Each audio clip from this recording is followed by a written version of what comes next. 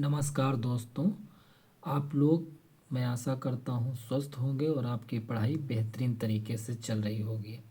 तो आज हम देखने वाले हैं 10 प्रश्नों का एक टेस्ट, जिसमें कुल 10 प्रश्न होंगे और आप भी अपनी पढ़ाई को टेस्ट करिएगा और लास्ट में कमेंट बॉक्स में आपके 10 में से कितने मार्क्स आपको प्राप्त हुए ये खुद आप कमेंट करिएगा, ठीक है।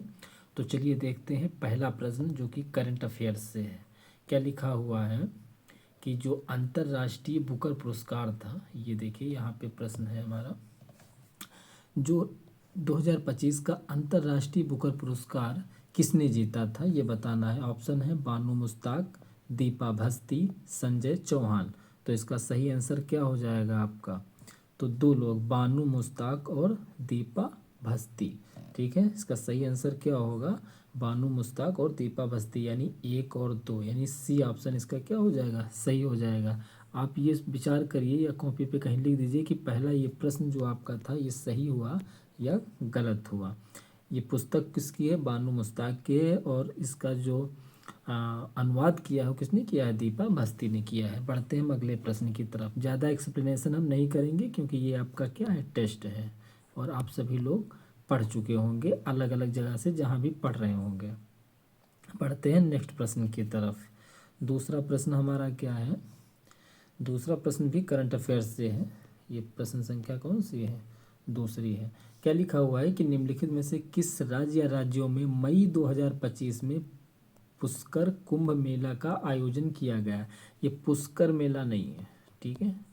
जो पुष्कर मेला है ये तो एक पशु मेला है, ठीक है। ये इसकी बात नहीं करें, ये पुष्कर कुंभ मेले की बात की जा रही है। तो पुष्कर कुंभ मेले का आयोजन कहाँ होता है? राजस्थान में होता है, या उत्तर प्रदेश, या उत्तराखंड। फिर ये नीचे ऑप्शन दिए गए हैं, आपको बताना है केवल 3 सही है, या ए ऑप्शन है कि केवल 3 सही है, या केवल 1 सही है, या 1 व दोनों सही है, या 2 और 3 सही है, ठीक है। तो इसमें से कौन सा प्रश्न सही है? पुष्कर कुंभ मेले का आयोजन कहाँ किया जाता है? तो ये उत्तराखंड में किया जाता है। कहाँ किया जाता है?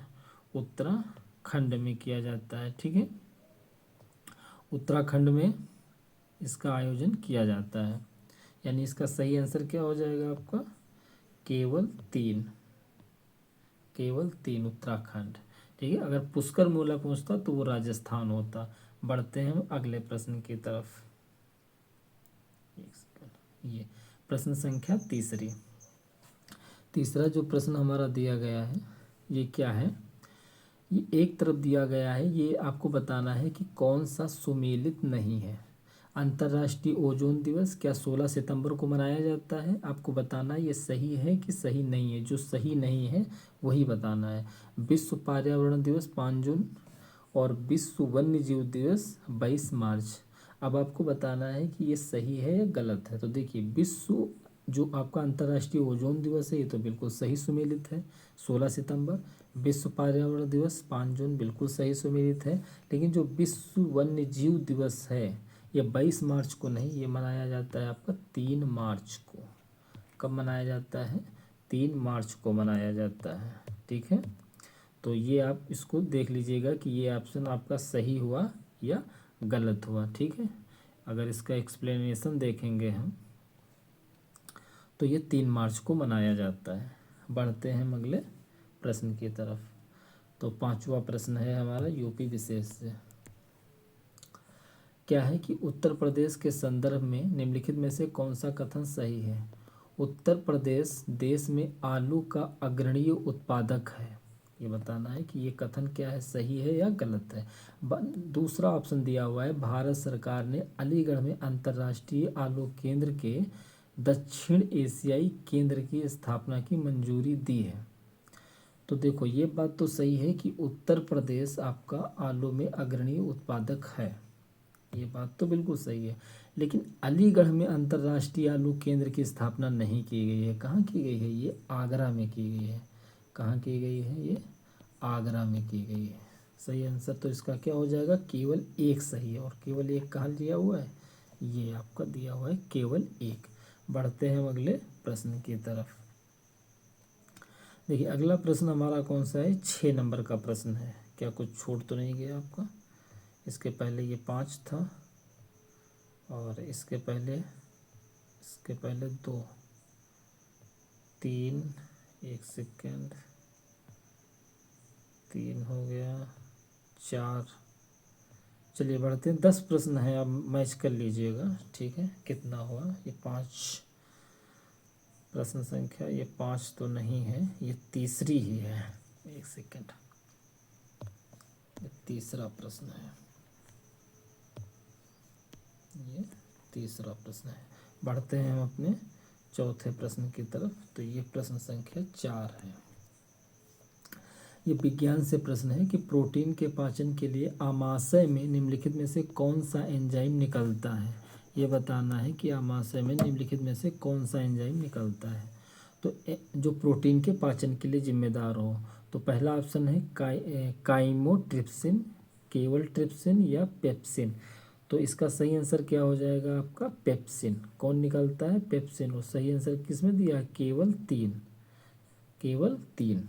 तो देख लेते हैं इसका एक्सप्लेनेशन, अगर हमको देखना हो तो देखते हैं। इसका पेप्सिन है जो कि आपका आमाशय से निकलता है, ठीक है। इसको एक्सप्लेनेशन हम दूसरे वीडियो में देख लेंगे जब डिटेल में पढ़ेंगे। यहाँ पर जो हम टेस्ट दे रहे हैं तो अपना यहीं तक सीमित रखते हैं और हल्का सा आपको एक्सप्लेन करते हैं।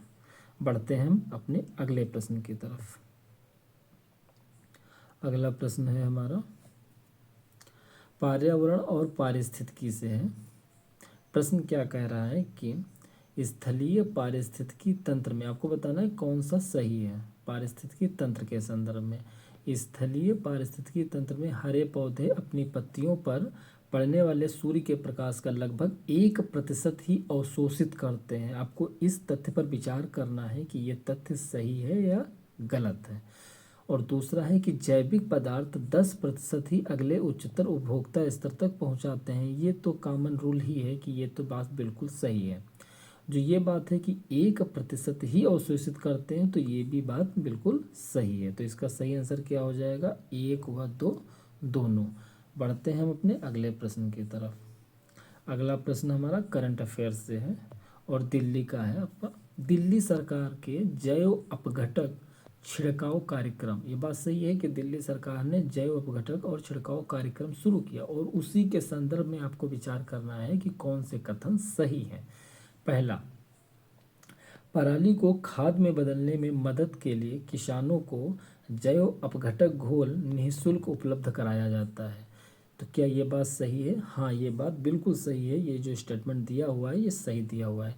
फिर है अगला, जैव अपघटक घोल कई प्रकार के कवकों के मिश्रण का उपयोग करके तैयार किया जाता है। अब आप बताइए, क्या विचार करिए कि ये तथ्य सही है या गलत है कि जैव अपघटक घोल कई प्रकार के कवकों के मिश्रण का उपयोग करके तैयार किया जाता है। तो ये बात भी बिल्कुल सही है। तो इसका सही आंसर क्या हो जाएगा, दोनों। मैंने ऑप्शन इसमें नहीं दिए हैं, उसको हमने छिपा लिया है।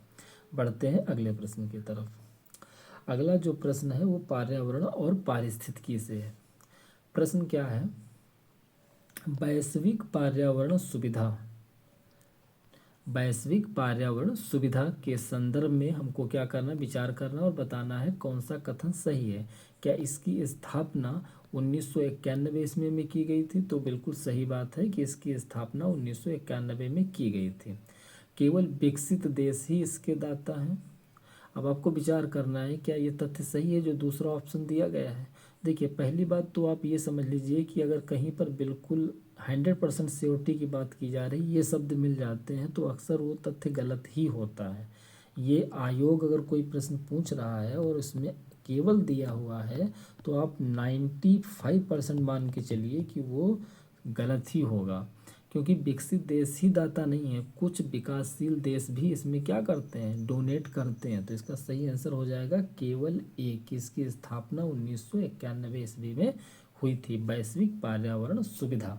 बढ़ते हैं अगले प्रश्न की तरफ। अगला प्रश्न जो हमारा है यूपी स्पेशल से है और बढ़िया प्रश्न है, ये काफ़ी इम्पॉर्टेंट है। ये कह रहा है कि निम्नलिखित में से कौन सा ऐसे जिले उत्तर प्रदेश के देवी पाटन मंडल का हिस्सा है। आपको पता होना चाहिए कि देवी पाटन मंडल हिस्से में आप कमेंट करिएगा और बताइएगा कि देवी पाटन मंडल में कितने जिले आते हैं, इसके अंतर्गत कितने ज़िले सम्मिलित किए गए हैं, ठीक है, इसमें कितने ज़िले सम्मिलित हैं। अब आपको बताना है कि अब बस्ती जो है वह देवीपाटन मंडल का हिस्सा है, बहराइच है, बलरामपुर है। अब आपको बताना है इसमें कौन से हिस्से हैं। तो इसका सही आंसर क्या हो जाएगा, देखिए जो बस्ती है ये इसमें शामिल नहीं है, ठीक है, और ये बहराइच और बलरामपुर 2 ज़िले इसमें ये शामिल हैं। और मैं आपको बता दे रहा हूँ कि इसमें टोटल 4 ज़िले सम्मिलित हैं। अब आपको कमेंट बॉक्स में बताना है, कमेंट करके आपको ये बताना है कि ये जो 4 ज़िले हैं उसमें से 2 ज़िले तो यहीं पे शो हो रहा है कि बहराइच और बलरामपुर हैं, और आपको वो 2 ज़िले बताने हैं दूसरे जो बचे। आपने देखा होगा कि बलरामपुर में ही देवीपाटन मंदिर है। कहाँ पर? देवीपाटन मंदिर कहाँ पर है? बलरामपुर में है, इस ज़िले में पड़ता है आपका देवीपाटन मंदिर, और उसी के नाम से ये देवीपाटन मंडल कहा जाता है। और इसमें टोटल 4 ज़िले सम्मिलित हैं। तो इसका सही आंसर क्या हो जाएगा, 2 और 3, ठीक है, 2 और 3। अगले प्रश्न की तरफ देखते हैं। अगला प्रश्न है हमारा करंट अफेयर से, ये भी है कि कौन से भारतीय उपन्यासकार और पत्रकार 2026 के लिए अंतर्राष्ट्रीय बुकर पुरस्कार के लिए 5 सदस्यीय जूरी का हिस्सा हैं। नताशा ब्राउन, किरण देसाई, नीलांजना एस रॉय और रजनी चौहान। बताइए इसमें से कौन से सम्मिलित हैं। तो इसका सही आंसर क्या होगा, आप विचार कर लीजिए, फिर मैं आप उत्तर दे रहा हूँ। तो इसका बिल्कुल राइट आंसर है तीसरा ऑप्शन, नीलांजना एस रॉय। तो केवल यही एक भारतीय उपन्यासकार और पत्रकार हैं जो 2026 के जो 5 लोग सदस्य जूरी बने उसमें ये क्या है, सम्मिलित हुई हैं। तो इसका सही आंसर हो जाएगा केवल 3, यानी कि डी ऑप्शन। बढ़ते हैं अगले प्रश्न की तरफ। तो ये आपके टोटल 10 प्रश्न हो गए। कितने प्रश्न हो गए, 10 प्रश्न हो गए। अब आप कमेंट बॉक्स में बताइएगा कि इस 10 में से आपके कितने प्रश्न सही हुए। और अगर आप लोगों को मेरा प्रयास अच्छा लग रहा है तो हमारे वीडियो को लाइक करें, हमारे चैनल को सब्सक्राइब करें और अपने दोस्तों को भी शेयर करें। Okay, thank you.